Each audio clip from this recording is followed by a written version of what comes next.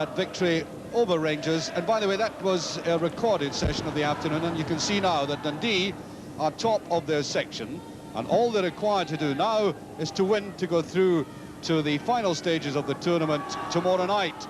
And we've now through. Dundee, as we know, are through as well with full points from their opening two matches, and this of course is the big one, because either Rangers or Motherwell will win this match and will go through to the quarter-finals. Let's rejoin Archie.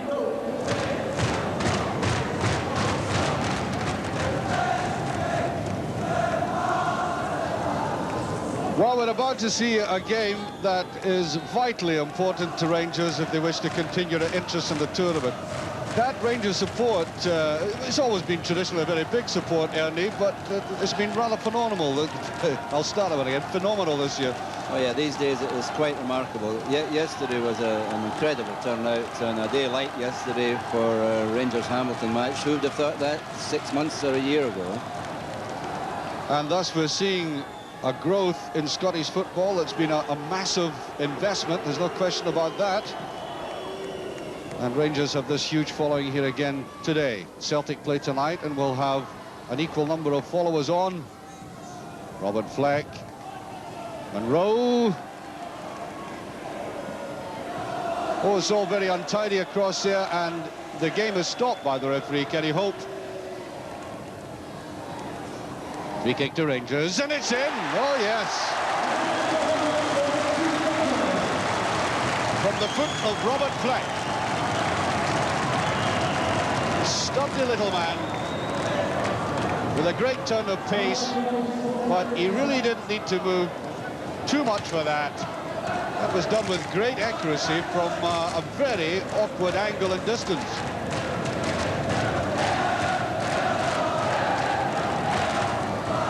Roberts.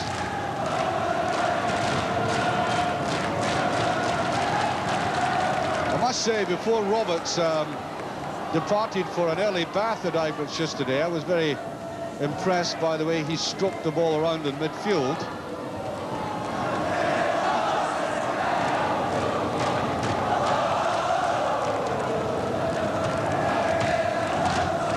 Wishart.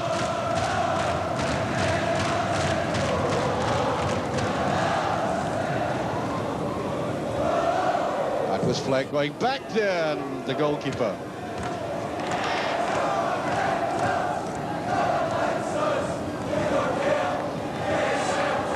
Graham Roberts. There's Monroe.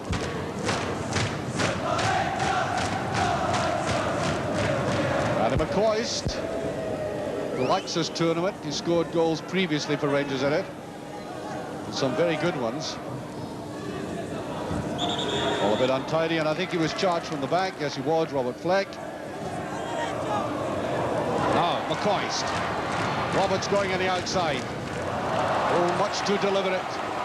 Wishart's with him, and yes, Ali McCoy's backing in there.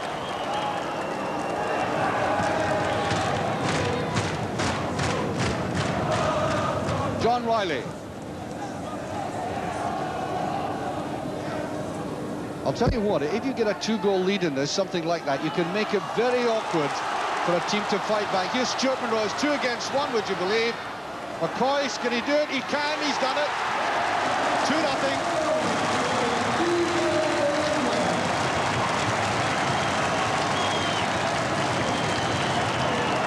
Well, they look as pleased as Ali McCoist does himself.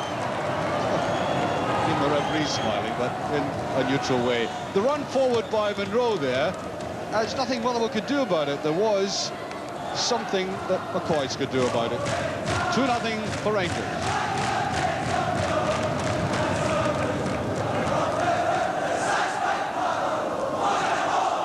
Shot forward there by Wishart.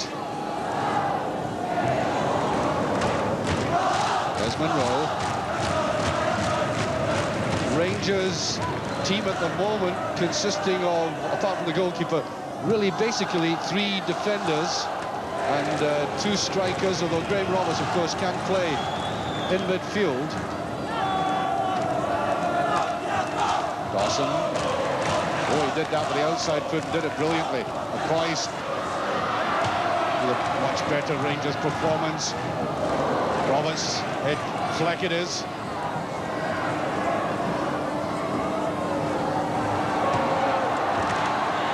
Tangle of legs, and Kenny Holt rushes in to adjudicate.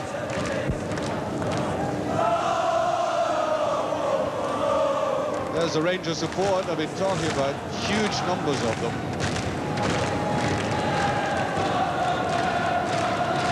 Looking right down the court.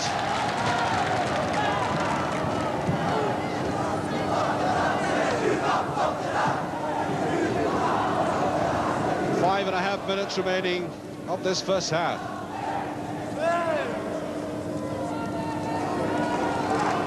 There's the ex-Rangers player, Craig Patterson, never really settled at Ibrox. Of course, subject to injury as well. Good tackle by Monroe. Well, that's a beautiful ball. That really pierced the Rangers defence that time.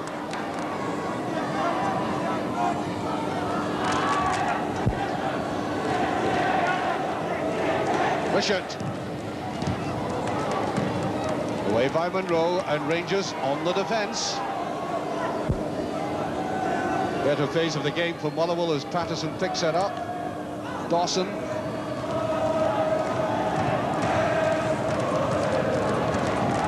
Fleck, rather aimlessly away. The tackle by Roberts. And he goes again, Roberts with it. Laid it off nicely to Dawson. Superb pass. Great play by Rangers. Brilliantly saved. One of the best moves of the game, in fact.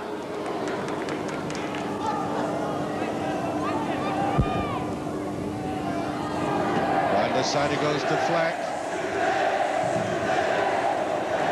McCloy was brilliantly in. That was a great effort. Oh, this is what we'll be looking for in this game. Remarkable pass off the sideboards there by Fleck.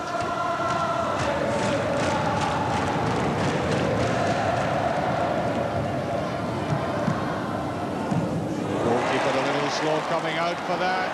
And where is it? Goalkeeper has it, and I think the play is being waved on. It is indeed. Yes, that was almost a brilliant goal by McCoy.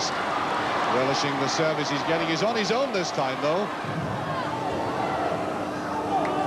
Away goes Patterson. Riley on his own. Oh, the Rangers slapped at it, and I think he was impeded. He was, with about 3 minutes of the first half remaining. And watch the slap by the keeper. Taking away like a basketball player. Colin West coming on for Rangers, and Roberts comes off.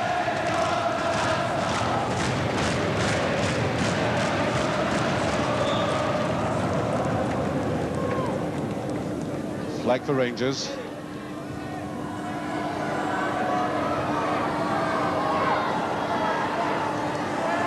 Coist, Dawson.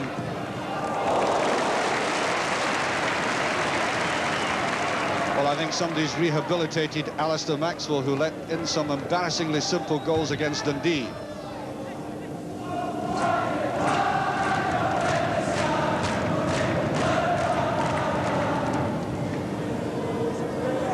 Walker. Somebody screaming Andy at him. That's a shot. That certainly eluded the goalkeeper, no question about that. Lindsay Hamilton. Rangers trying to bring on as many as they can now. It's Neil Woods who's on now. West.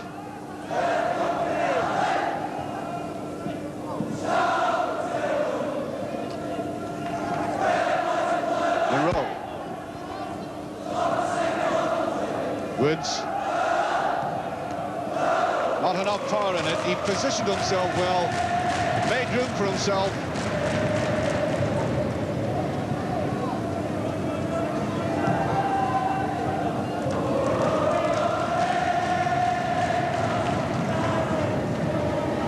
Brian Wright.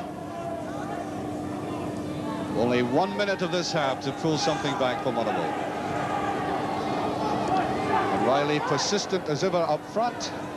Running around, but it's a big Rangers striker. West, it comes away, acting as an auxiliary defender. And Al Monroe. Woods can't quite get it through. Riley. Well, he must try it on from there. Whoops. I don't know, the goalkeepers seem to be finding, some of them anyway, seem to be finding it difficult to hold this ball this afternoon.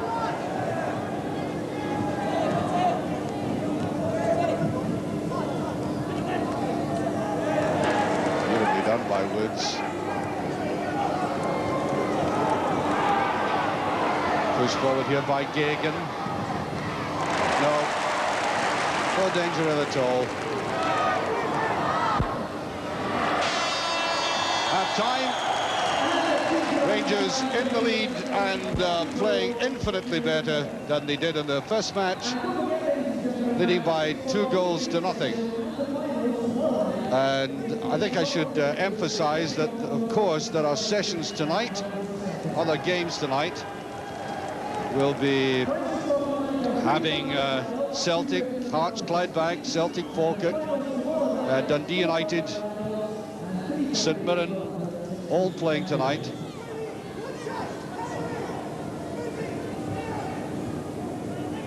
Into the second half.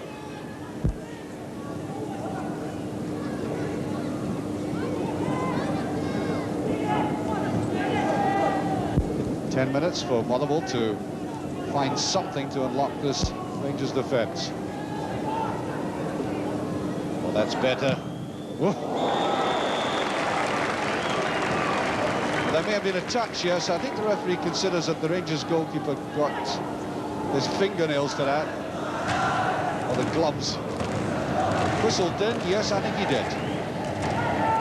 Kenny Hope of the Eagle Eye. No, that won't do. Now, Dawson.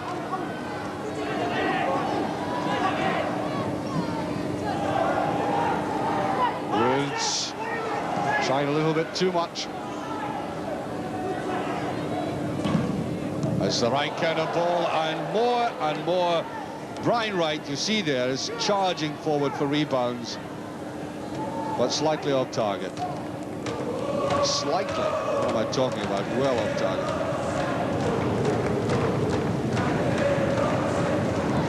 Let me repeat, it is very warm in here.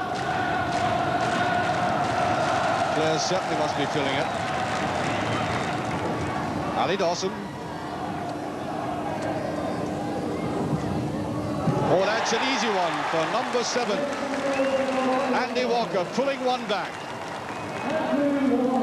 Rangers getting very slack at the back, thinking perhaps they had the game well won, which they most certainly have not.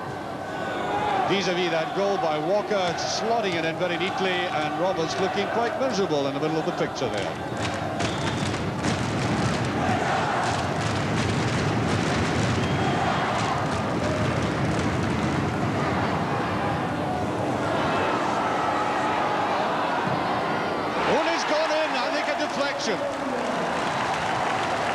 I'm sure there was a deflection of that. Be interested to see that again, but Motherwell have equalised. There was the crack at goal by Smith, and there might have been a touch, but it's 2-all. Roberts, beautiful pass. And again, a good save that time by Maxwell. Motherwell fighting back.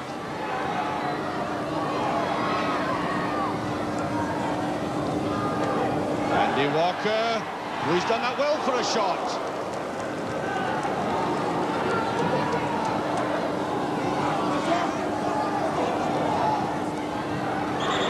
Up got his with a bit of push here, yes. By the way, playing for Rangers there is number 11. There he is, John Spencer, who goes to St Ninian School in Eastwood. All you sociologists who are interested in these sort of things.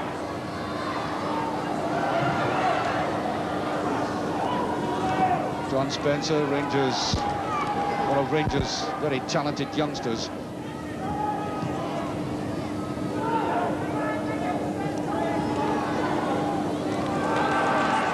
Gagan. Well, that's a beautiful pass on the goalkeeper. Slid into it accidentally, I think. Here's Spencer. Roberts. Nice shot by West. And it's 2 against 1. Walker can't get his shot in. Rangers hemmed in. They try to sneak it through, and there's a bit of a mishap, and Roberts keeps his cool. Spencer now. To McCoist. To West. Not there. Up comes Dawson. 5.5 minutes remaining. Dawson tries to go in. Looking for a 1-2. This is really now getting exciting because Motherwell see the distinct possibility of winning, and they could here. It's Walker with a chance. Brilliantly saved. And again, Rangers wide open, and oh dear, oh dear, oh dear. Paul Smith. I think this is probably only the best game we've seen so far. Yeah, this one's gone red hot now, and the crowd sense that this is what it's all about for them. Andy McCoist. McCoist tries to go in, and it's not hard enough from Fleck.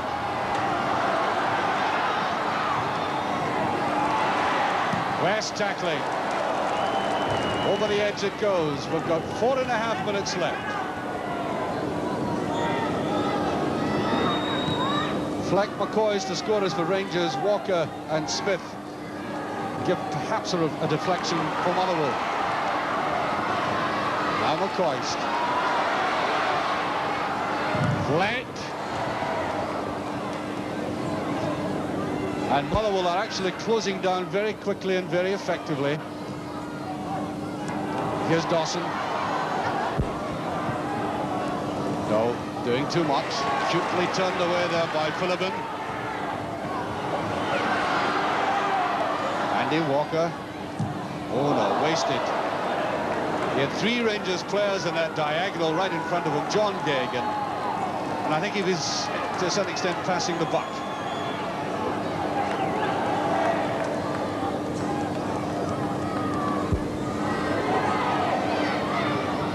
Yes, that's the Rangers bench. Some of them, I think, desperately keen to get on.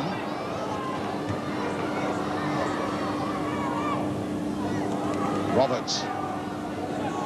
Monroe. West. Trying to boom them in, but he's not beating Maxwell at all.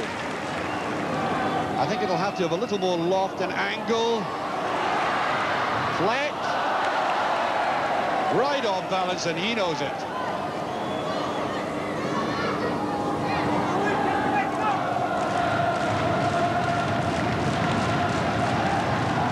We can hear the Motherwell supporters now, and I think all the other club supporters are here and supporting Motherwell, not surprisingly. Rangers trying to get back. We did that well, the goalkeeper.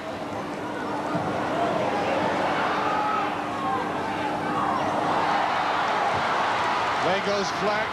Monroe to Fleck. It's a bit hard, but Ali McCoist is in, and beautifully saved again. 2.5 minutes left. Free kick to Motherwell. And this may go to penalties. There's a chance for Motherwell. They could win it up. They could sort of brilliantly save. And it's in. A goal by John Phillippen.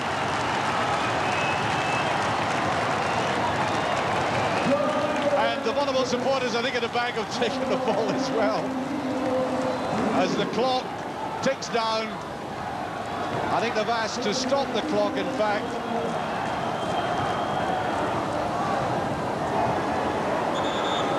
Yes, they've stopped the clock because they've lost the ball. Somebody took the ball, and Rangers have got exactly a minute and 3/4 to save the game, or else Mr. McLean there will be beaming for the rest of the night. Roberts. Boys. Roberts. Straight to the keeper. They haven't got a beating of him.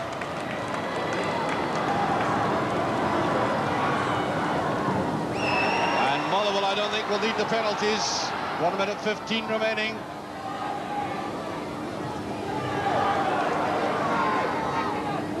Better saved by the Rangers goalkeeper. Just over a minute remaining. McCoy's all on his own. Beautifully swept away. Great effort by McCoy, all on his own. And Motherwell will simply want to keep possession. Right into the crowd, right over the top. And another ball is thrown on quickly, and there is a time ticking away for Rangers in the tournament. Roberts. West can't get through, good tackling. 25 seconds remaining. Roberts with the shot, can't quite get there. 18 seconds remaining. 15, into the crowd it goes. 10, and Roberts, I think, will have to let fly. He can't do it, and it's a Motherwell player on his own. Andy Walker, he's going to put Rangers out, and he has. Walker. Rangers are out of the tournament. Excellent goal by Walker. Right at the death. 4-2 for Motherwell. And there he was, all in his own. Well, he had Monroe bearing down on him. Over he went. And looking towards goal, never an easy chance. And there it was, just a suggestion of Monroe going to handle that, which would have done him no good whatsoever. And Motherwell deservedly fighting back, 2 goals behind, and coming back strongly to win that game. And the man who got the vital goal for Motherwell, John Phillippen. Well done, John. Thanks again. That was quite a win, 2-0 down. Different class, you know. We thought, like, if you can hit them on the break, you know, and with their attacking and that, we can always find spaces in behind, and that's what we've done. We hit them twice in the break and go back in the game. And then, I don't know how I was in there, but that's the way it comes, eh? It's not something you're known for, is getting vital goals, but that was a nice one to get. Oh, brilliant. What do you think of the tournament as a whole, John? Now, this is the first time I've played anything like this. For me, it's a different class, you know. Thoroughly enjoying it? Oh, definitely, aye. Yeah, well, hopefully you'll enjoy it tomorrow night too, back for the quarter-finals. Well done, John. Magic, thanks. So there we are, John Phillippen gets the vital 3rd goal. Motherwell put the icing on the cake with that 4th, so Rangers are out of the 1987 Tennant Sixes, and through to the quarter-finals go Motherwell, along with section winners Dundee, and the other section, of course, it's Aberdeen. Side missed out in 1985, and both members of the old firm declined to take part in 86. By the time this year's tournament came round, they were, to the delight of their fans, back in the fold. Because the Sixes have, in those 4 years, become not just a great couple of nights out for the fans, especially the younger ones, not just a welcome boost to the treasurers, who may have seen postponements rob their club of any revenue for several weeks, but most importantly, a thoroughly competitive tournament, which everyone took very seriously indeed.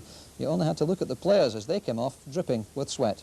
The one possible exception to this hardened attitude was Rangers, who, quite frankly, disappointed many of their fans in the big crowd by sending less than their strongest squad. And they paid the penalty against Motherwell, even after going 2 up in the first half.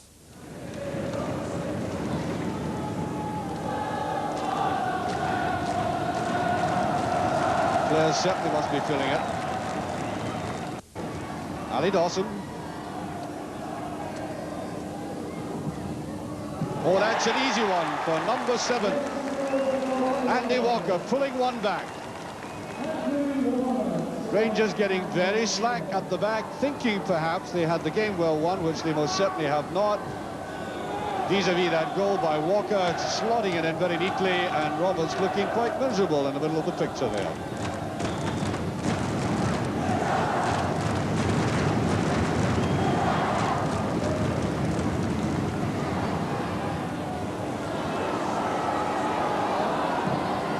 One has gone in, I think a deflection. I'm sure there was a deflection of that. Be interested to see that again, but Motherwell have equalised. There was the crack at goal by Smith, and there might have been a touch, but it's 2-all. Roberts, beautiful pass. And again, a good save that time by Maxwell. Motherwell fighting back.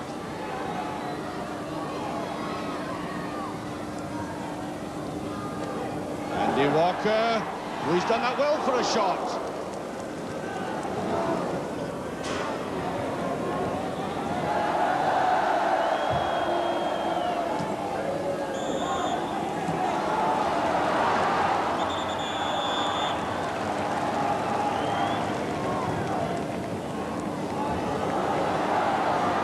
There's a chance for Motherwell. They could win it up. They could sort of brilliantly save, and it's in. A goal by John Phillippen.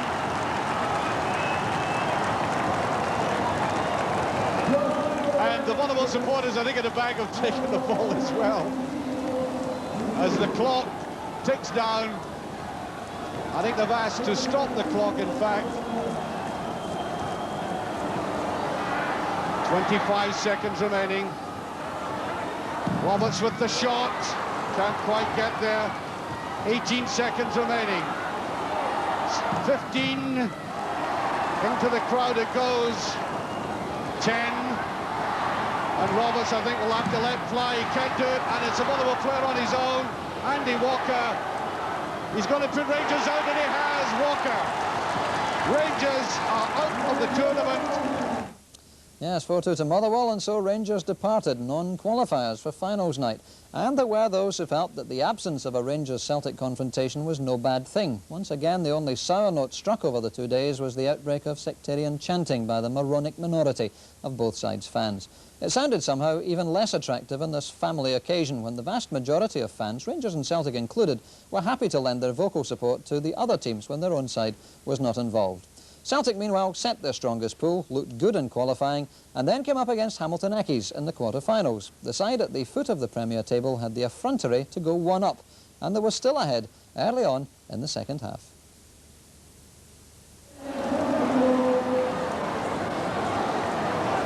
Naylor away in the corner, trying to get an opening for himself. There's McCabe. There's a chance, he's done it again, 2-0. 2-0 for Hamilton. The Celtic supporters are absolutely stunned, the others delirious.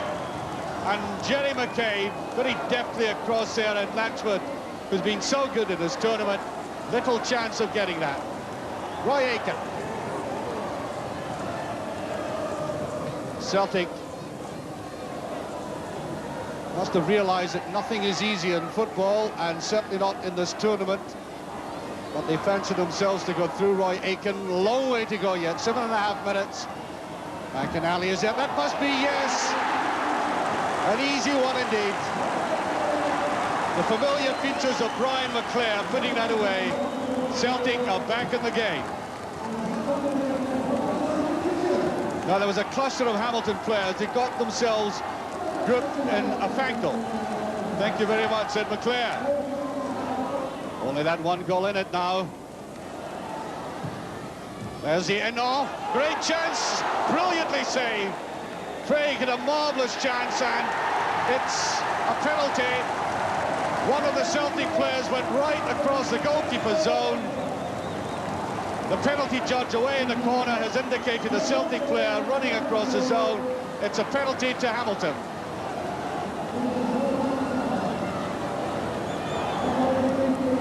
Looks like Craig, and it's brilliantly saved. Craig could well have won the game there for Hamilton. Celtic having to fight and struggle in a manner they thought they might not have assumed before tonight. And there's a keeper in there, and away it goes. Roy Aitken, and beautifully clutched there by David McKellar. Very safe pair of hands indeed. Ball skimming to the other attacking zone. Grant must let fly.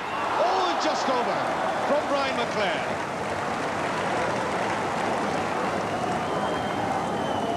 Full credit to Hamilton for going out there and showing this crowd that they have the stuff to go through and not be intimidated or overawed. 14 seconds remaining. Hamilton still with a chance now. Fulton. Down it goes to Phillips. 6 seconds remaining. Phillips. This is a great chance. They've done it.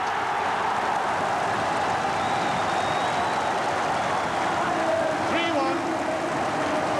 And quite astonishingly, the Lanarkshire side have knocked the joint favourites out of the Tennant Soccer Sixes. Yes, a stunning victory, and Accies almost did it again in the semi-final, losing out to an Alec McLeish special with literally 2 seconds to go. The Dons' opponents in the final were Hearts, who had squeezed through against Motherwell in penalties and then thrashed Dundee 8-1.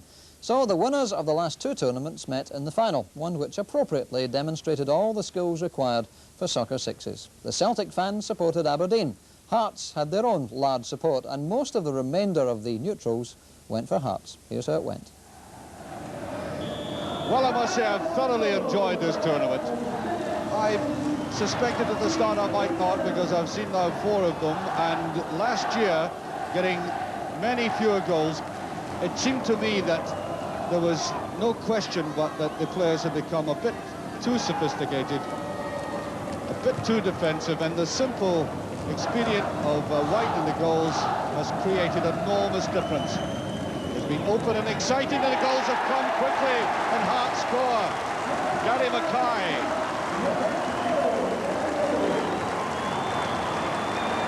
1-0. Right through the legs. Oh, that's unlike Jim Leighton.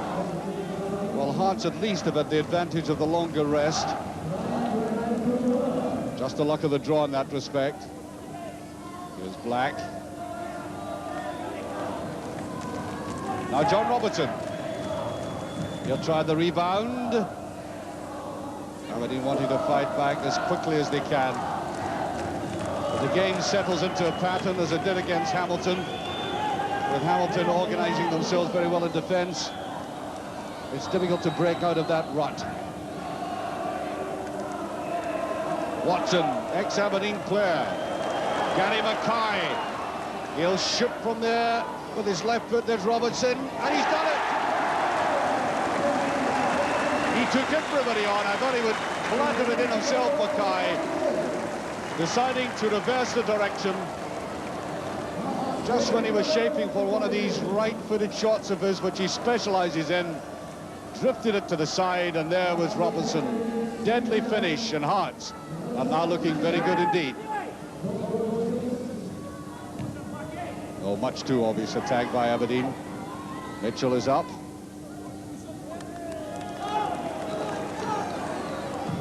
Oh, it's a beautiful goal. That's much better. Watch the strength of Paul Wright's shot.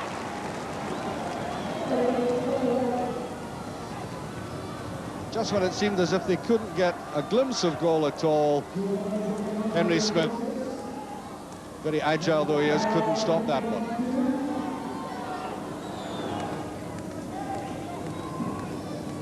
This is Sanderson, Gilberry's look-alike.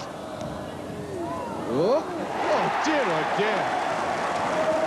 Gary Mackay. Whatever happened to Jim Leighton? It was almost a game of pass the parcel between them. Somehow or other, the ball hypnotised him. Up it went, look at it, bumped off the forehead. 3-1. Joe Miller. Oh, that's good control, just swept away. Sanderson and Berry, it's Berry this time. There's a follow-up and a brilliant save from Black. Ah, that's better. It's more like Jim Leighton. Oh, the very slack. I think McLeish is now on for Aberdeen, and John McMaster, the more experienced players. There's McLeish. Still has a chance. John McMaster, that's a goal, yes. Neil Simpson. 3-2, Aberdeen fighting back. Still trying to work out in this game who the Celtic supporters are backing. I think it just may be Aberdeen in this instance. That whistled in, and it was Neil Simpson gathering it with the left, putting it in with the right. 3-2. Gary Mackay gets it again. Oh, that was Neil Berry. Oh, they're brilliantly saved again by Leighton. Jim Leighton seems to be going through a training session. Will somebody take pity on him? And Hearts, as the highest goal scorers, are going to collect £1,000.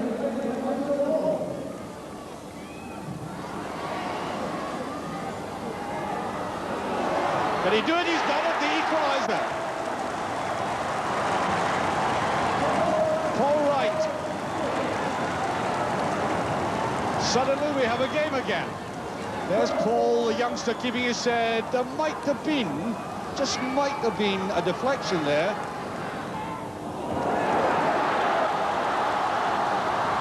Look at the speed. Wright is there, it's gone in. Aberdeen have taken the lead. Yes, quite a fight back. 4-3, the Dons did it again, and I'm sure Ian Porterfield, who was genuinely pleased with their win, didn't work them too hard the next day. So what are our impressions overall? It's certainly not a replacement or even a threat to the real thing outdoors. Any thoughts of a six-a-side league during some future winter close-down period are simply pie in the sky. But as a once-a-year football festival with a genuine competitive edge, well organised and an excellent venue, it's marvellous entertainment. Ask the 21,000 people who paid to enjoy moments like these.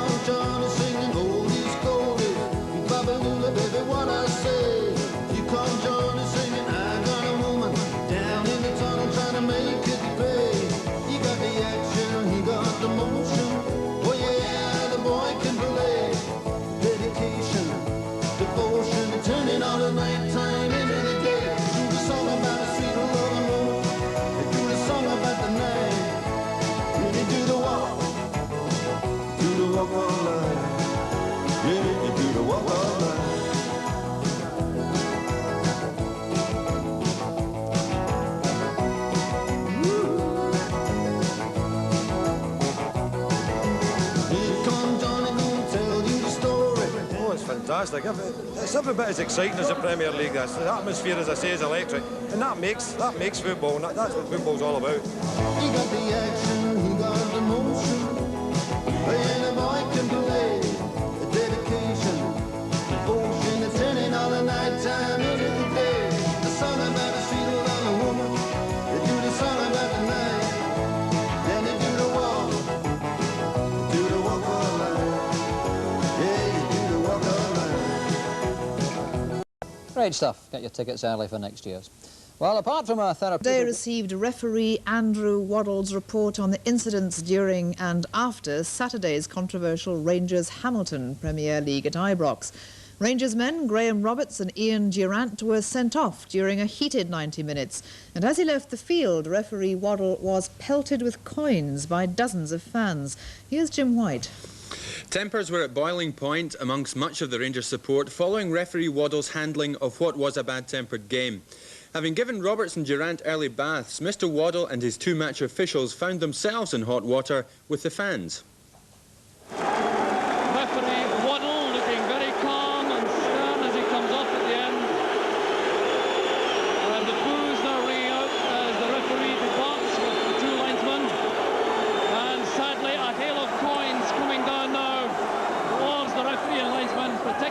release as they depart. Graham Souness and Walter Smith had stayed behind. They're now going into the tunnel. So Rangers go to the top of the Premier Division, having been reduced to 9 men in the second half. There's no doubt that Mr Waddle will have made mention of the coin throwing in his report to the SFA. Now the report and its contents will go to the Association's Disciplinary and Referee Committee for examination. But clearly, coin throwing is an increasingly worrying brand of crowd disorder, and it's not just practised by some Rangers fans. One match official, not on duty at Ibrox on Saturday, but who can't otherwise be named, spoke out today about the dangers involved. It's ridiculous, he said, that we are regular targets for coin throwers. I know of cases of sharpened 50-pence pieces being thrown at match officials, and he added, something must be done to rid us of the culprits. Finally, transfer news. Steve Clarke has joined Chelsea from St Mirren for £400,000, with young keeper Les Fridge joining Saints. And Ted McMinn should shortly officially become El Ted right enough when he signs for Jock Wallace's Seville. The big Rangers man is out there now discussing terms. From OK Graham to Ole Jock, Jim White with the sport there. Well, now tonight's news. The match of the day tomorrow, a full house will be at Ibrox for the clash between Rangers and Aberdeen. And the question is, can the home side maintain an incredible run of over 1,000 minutes of competitive action without conceding a goal? Ironically, it was against Aberdeen back in November when Rangers keeper Chris Woods was last beaten. So Jim Beck is over the ball, looking for Davy Dodds at the edge of the box. Ferguson wins it. Fraser helps it out to Durant. Good tackle that from Bett. Now Miller. Robbed by Cooper. Monroe in trouble. With a chance for Aberdeen. There's Davy Dodds. 1-0 to Aberdeen. And a disaster in defence for Rangers. So tomorrow, Englishman Woods gets the chance to equal Bobby Clark's long-standing record of 12 shutouts. Though Woods himself will insist that a Rangers win over the Dons will be far more important than him equalling any record. But the last man to score against Woods, Don striker Davy Dodds, is out to end the goalkeeper's run. Well, I think everybody will be trying to prevent him, obviously, especially with an ex-Aberdeen player keeping the record. But Woods and the whole of Rangers' defence is doing really well just now. It'll be a really difficult game tomorrow. But the boys are confident we'll get a result down here because we're playing well. Dave, in fact, you yourself haven't scored since that goal. What's gone wrong with the Dave Dodds scoring touch? Obviously, I think myself should be scoring more goals, but we've got a young team, especially in the forward line. And I think I'm making more of a decoy runs just now, so hopefully maybe Joe Muller and Paul Wright or whoever's playing tomorrow might get a goal. But we've got Wally coming from the back, too, scoring a couple of goals, and that one he scored on Wednesday. Although I think Henry Smith was sleeping right enough when he put it in. But like I say, as long as somebody scores, as long as the team's winning. But personally, I think I should be scoring more goals, and hopefully in the next few weeks at the crucial running I'll get one or two. Today at Ibrox, assistant manager Walter Smith agreed with the pundits that the fixture justified another sellout crowd. The Aberdeen Rangers games over the past few seasons have been really difficult. There's been a lot of incident involved and a lot of good football played. The game we played here earlier in the season was probably the best game we've had at Ibrox so far this season. How much do you think you'll miss Ian Durant and Graham Roberts? I think if you look at the size, it's obvious that we will miss them, especially, you know, Cammy Fraser, Bobby Russell, been out injured and just having transferred Ted McMinn. We're a wee bit short in the midfield department, but again, we'll have to overcome that if we're going to win the league anyway. So much has been made of Chris Woods and this shutout record that he's going for of Bobby Clark's. First of all, do you think he'll do it? And secondly, is he under any great pressure about that at the moment? He's under no pressure, Tim, and I'll tell you tomorrow night whether he'll do it or not. Meanwhile, Hearts have their problems for the trip to Dundee tomorrow. Co-manager Sandy Jardine explained this afternoon that because of no less than 13 injury and flu victims at the club, he had officially asked the Scottish League to cancel tomorrow's game at Dens. But tonight the league ruled that Hearts have sufficient numbers of players and that the game should go ahead. Minutes ago, though, Hearts chairman Wallace Mercer said obviously Hearts would honour the fixture, but he said the Tynecastle club has so few fit players. If he could play, he would, though he too has flu. And there are tomorrow's fixtures. Powerful a renaissance for the game was that in Scotland. Gates up for the last few years have increased even more dramatically this season. And the way Graham Souness has gone about his first managerial job with Rangers has created terrific interest throughout Britain. Archie Macpherson now takes a lengthy look at the reasons for the healthy state of the game at and beyond the battlements of Ibrox.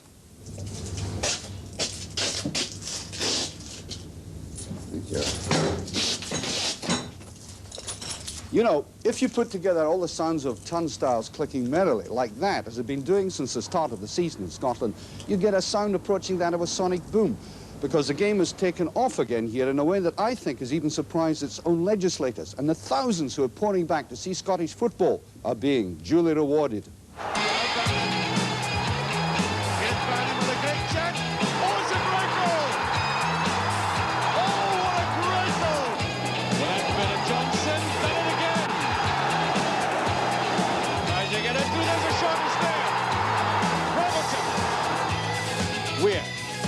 He's done it! Oh, delightful. Butcher with it. Here goes the flag, and he scored! Just a small sample of the fare being served up for the Scottish punter this season. What does it all add up to? One of the most exciting championship races in years. And in the hunt for this league trophy, attendances have increased by a figure that's unmatched in the whole of Europe. It would appear that for many, football has been rediscovered. And the seesawing process between the Old Firm Rangers and Celtic, who are now setting the pace, might continue to the end of the season, with first one then the other in pole position, as happened this very week. Now, for almost a decade, the power base lay in the northeast. Dundee United helped dislodge the Glasgow grip and are striving to do so again. Along with Aberdeen, who might have lost Fergie, but have kept their spirit and drive under a new manager. And the colourful and imaginative Hearts Legions, who re-emerged last season, have shown they're no temporary phenomenon. And then there's a Souness factor. His coming to Ibrox has initiated the revolution. His English imports are welcome to what for too long were barren fields. Oh, brilliantly saved. Oh, that was a superb save by Woods. By general consent, the master stroke was the signing of Terry Butcher, who along with others have added an English accent to the Ibrox roar. Almost going through for Rangers, and there's Celtic, yes, he's done it. Ali McCoy's from a brilliant run by Roberts. Well, for me, signing the likes of Butcher and Woods was to try and sell Glasgow Rangers to these players. And I said that it was a big club with a tremendous support if we could get it going. And I think not only myself, even other people who are deeply involved with the club here have been amazed at our supporters to this point. They've come out in their thousands, and really at the end of the day, we can't ask for any more than that. It's then up to us to make sure we keep them and keep them coming back and playing the sort of stuff on here that will make them want to come back. And Cammy Fraser is there, Butcher's there, Durant is there and scores!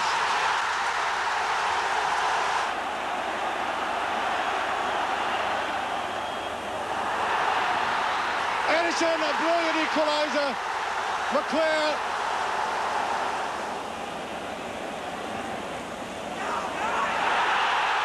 Feels for a penalty kick there. It's a given. It's a penalty to Rangers.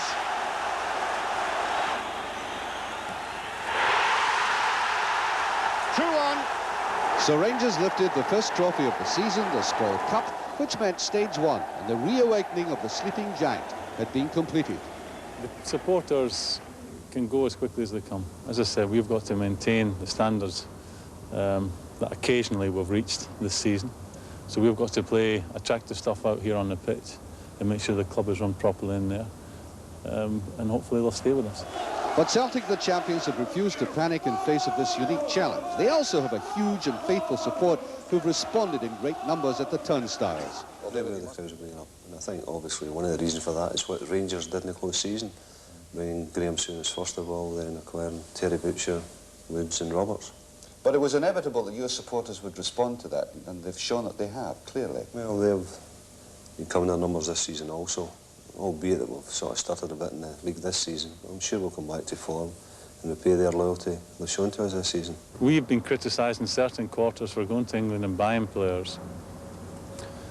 As you know, and I think as everybody knows who reads the newspapers and listens to the BBC or watches the BBC, that we've tried to buy players in Scotland and we haven't been successful. Would you go even further than England if necessary? I'd go anywhere. Rangers have got more money than us, unfortunately. I think at the start of the season, when possibly I was looking to strengthen the side, there wasn't money available. But since the turn of the year, there's been more money available to myself to buy. I have tried to get a couple of players. Unfortunately, it hasn't materialised. But what I want to do, I want to pay over the odds for a player. Now, it used to be said very forcibly, that it would be a good thing for Scottish football if the stronghold of the Old Firm were broken up. I wonder if you would agree with that. If the other half of the Old Firm was broken up, I wouldn't mind that. But to be honest, I think when Aberdeen had their success in recent years and Celtic and Rangers probably suffered a bit, the crowds dropped. But that's just a fact of life in Scotland. When Celtic and Rangers do well, possibly when Rangers do well, gates go up. In Aberdeen, the guggling of oil has slowed down. Rigs lie idle. Yet, although there are fears of a quickening recession, consolation can still be found at the football ground for Tawdry, where the club seems perfectly stable. After all, their press in both domestic and European football has helped the new manager Ian Porterfield, who himself has savoured triumph at the highest order.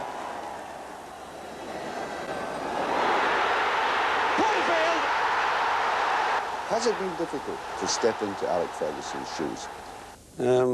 So far, not really. I've got to really win something. I mean, that's obviously your first aim is to win a trophy. Alex did magnificent at Aberdeen, and as I said in the past, I mean, someone had to follow on, and I've got no doubts about my ability or my talents to do the job, and I'm thoroughly looking forward to it. And so far, I mean, things have went fairly well. And what would your first reactions be in comparing Scottish football to English football now?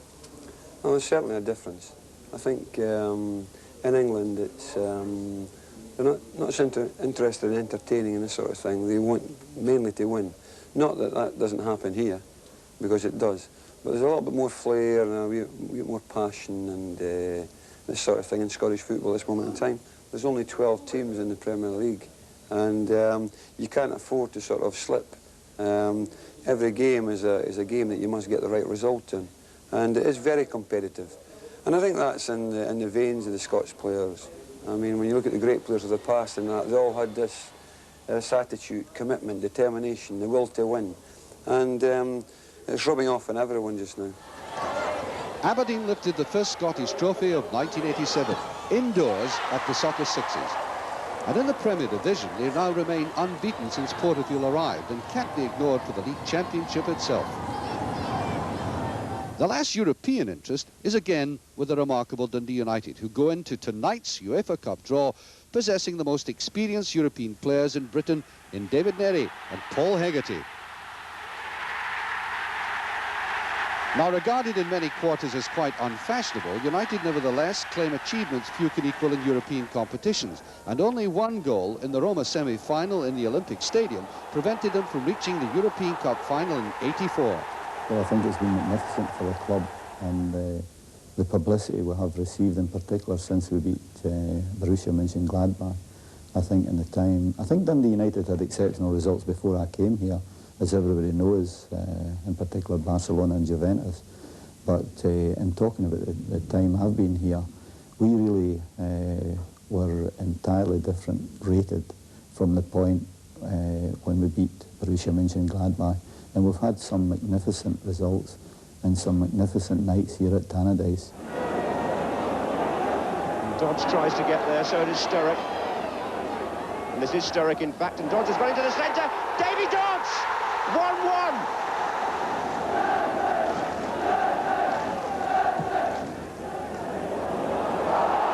Well, there was a header back in, and it's there! Hegarty! But even with that record, Jim McLean is almost painfully aware of how Rangers may develop into an insuperable force. I think they could most certainly swamp everybody else. Probably Celtic and Aberdeen and Hearts will definitely disagree. But I, in my opinion, think that Rangers honestly could swamp all the clubs in Scotland. And to be completely honest, most of the clubs in England as well. Paul Sturrock is just one of the United players who stayed with the club not only because of family ties, but also because he always felt that he benefited from European football. Oh, definitely. You know, I think there's the boy Terry Butcher come up here, and one of the factors he pointed out was that he was able to play in European ties. It definitely gives you an edge in your game, and also it's always something to look forward to, you know, and we've been lucky enough to be playing it for the last 10, 12 years. Hearts captured the imagination of thousands last season, but to the surprise of many, have maintained the momentum. But they'll only remain a potent force so long as they keep players like John Robertson, or their talented striker Craig Levein, a defender who would cost anybody a king's ransom to buy. And they both recovered well from last season's disastrous loss of the championship in the last 9 minutes of the last game. What a marvellous substitution this has been for Dundee and Hearts. Looking slightly ragged, there's a great chance. They've done it! 2-0. And Hearts look in abject misery. But this season, the supporters have injected a bit of badly needed gaiety to the terracings. But the Hearts manager is under no illusions about this season's change of mood. Well, I think I've got to give a lot of credit to Rangers now, you know, because they're putting the Scottish scene right on the map.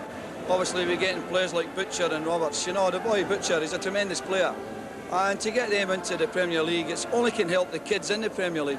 It doesn't detract from Hearts in any way, does it? No, because obviously the rest of the teams are doing their bit as well, because we're holding on to our good players like Craig Levein, John Robertson, Gary Mackay, and obviously we're doing our bit in our own way. It maybe not seem as much as the money that we're spending like Ibrox, but we're certainly holding on to players. But there's another land. It's only 20 minutes from Ibrox.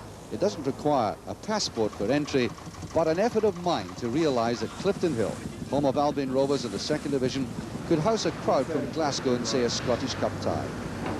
This is the other end of a largely increasing scale.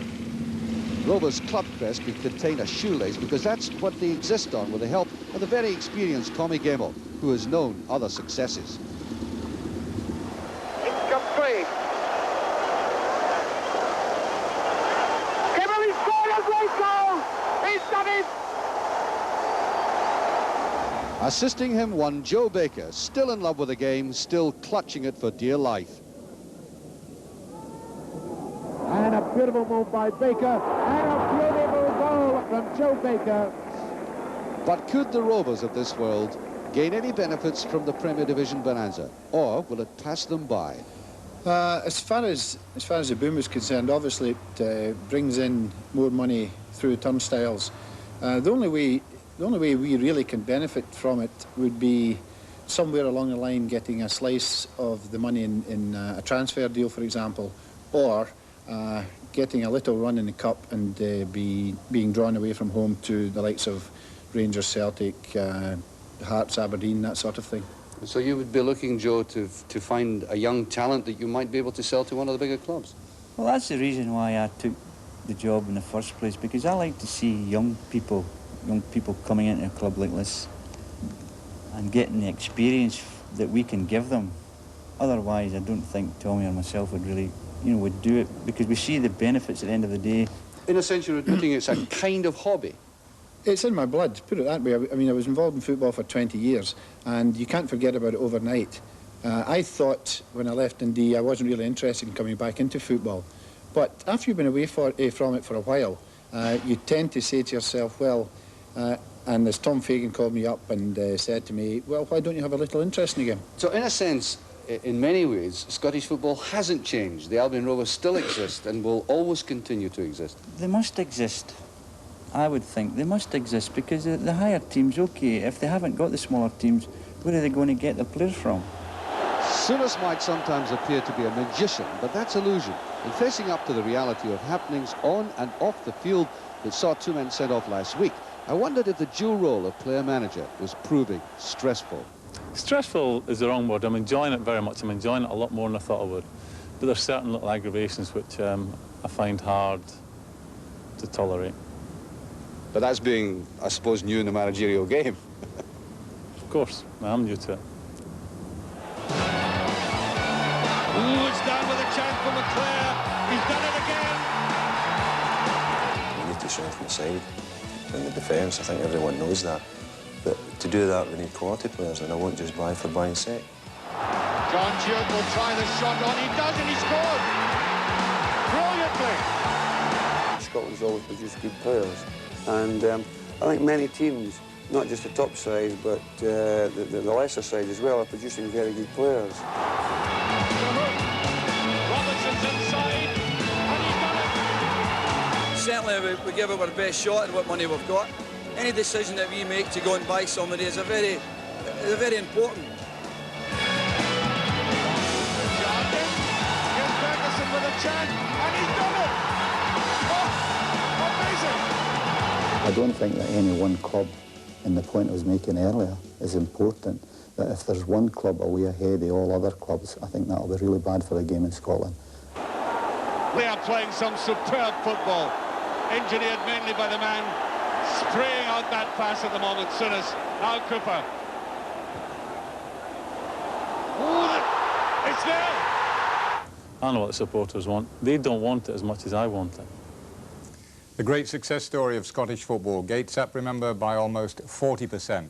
They don't seem to have any problems attracting fans in Spain and Italy either. Line to the game in Scotland. If England international Chris Woods keeps a clean sheet for Rangers today, he'll set a new British goalkeeper record of 12 consecutive shutouts. The last team to score against Chris were today's opponents, Aberdeen, at Pittodrie on November the 22nd. Aberdeen won 1-0. At kick-off today, Chris Woods shares the British record of 11 successive shutouts by Scottish keeper Bobby Clark for Aberdeen. Des. What was your longest number, do you know? I think 1. I can tell you, you know, I've just looked it up. Well, Albert Sewell's looked it up for me. In the double season, 5 in a row. Was that right? Not bad. Oh. Although, was that when you were dropped for a spell? No. No, I know. I believed in entertaining them. 5 in a row. It was very good. Well done, Bob. Right, it's news time. Pretty recent history this afternoon you're going to see now. We were here at Ibrox for one of the most outstanding games of the season. Anyway, that's how it was billed, and which drew an all-ticket crowd of almost 45,000. And by a curious coincidence, refereed today by a man who has a connection with a cup we've just been mentioned. But Den Spark, remember, they were afflicted by the flu and injuries, yet they turned out a team and they won by 1-0 with Gary Mackay getting the only goal of the game. And Henry Smith saved from the penalty spot when Harvey couldn't concede a brilliant save by Henry Smith. So Hearts get these 2 points. Motherwell beat Clydebank by 3-2 and an excellent away win by Hamilton at Love Street today. They won by 1-0. And so the Premier Division looks like this tonight. Celtic at the top, but Rangers have that game advantage, 2 points behind. Then Dundee United coming up fast, Hearts on the 40-point mark, and then Aberdeen, good point today, followed by Dundee. Well, that's the way the Premier Division looks tonight. And a year, this is the one for the Giant Killers. 20 years ago this weekend, the biggest toppling act of them all. The year 1967, the place Shielfield Park, Berwick. Berwick Rangers versus Rangers. And the day Berwick's Sammy Reid became the long-time toast of the football world. His single goal dumped Rangers and marked one of the blackest days in the Ibrox club's history. Hamilton fans will insist that their side tomorrow has every chance of doing a Berwick Rangers 20 years on. Who knows? Meanwhile, a final word on the Aberdeen-Celtic clash. Aberdeen against Celtic up at Pittodrie. More of that later. But today's big match, Rangers against your club, Greavsie, Hamilton Accies. Those academicals, I would have thought, are going to get a bit of a football lesson here this afternoon in front of 37,000 people at Ibrox. But the main centre of interest is in the Rangers goalkeeper, Chris Woods, the Englishman who's trying to set up a British record in a Scottish Cup tie. This will be his 8th game without a shot at him. And will the Accies, I mean, the Accies can't get one on target during the kick-in, can they say? Right, listen, before we finish, remember last week we were talking about Diego Maradona? Yeah. Well, this is his young brother, Hugo Maradona. Now, he's only 18-year-old, this kid. Is he? And yeah. he was playing in a youth international match out in South America.